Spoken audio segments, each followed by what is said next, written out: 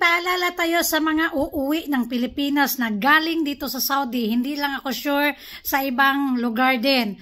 Ang galing dito sa Saudi ha, kapag uuwi kayo at mayroon kayong cellphone na bago or galing dito na cellphone, pagdating sa Pilipinas, kapag hindi open line, hindi nyo magagamit yan dahil naranasan ko rin yan.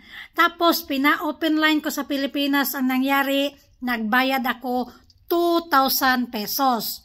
So, ganito ang gawin nyo para hindi kayo magbabayad ng 2,000 para magpa-open line doon sa Pilipinas. Dito pa lang sa Saudi, hindi pa kayo nakauwi, lagyan nyo ng SIM. SIM natin dito sa Saudi ha. Lahat ng mga cellphone na galing dito, lagyan nyo ng SIM, itawag nyo sa Pilipinas para ma-open line ang ating cellphone. Pagdating sa Pilipinas, magagamit na natin ito at hindi na kailangang ipa-open line pa. Ganun lang ang gagawin ninyo. Itawag ang mga bagong cellphone na bili natin or galing dito sa Saudi, lagyan natin ng SIM natin dito, itawag sa Pilipinas para ma-open line ito. Pagdating sa Pilipinas, magagamit na natin ito at hindi na kailangan i-open line pa na magbabayad tayo ng 2,000 na tumataginting.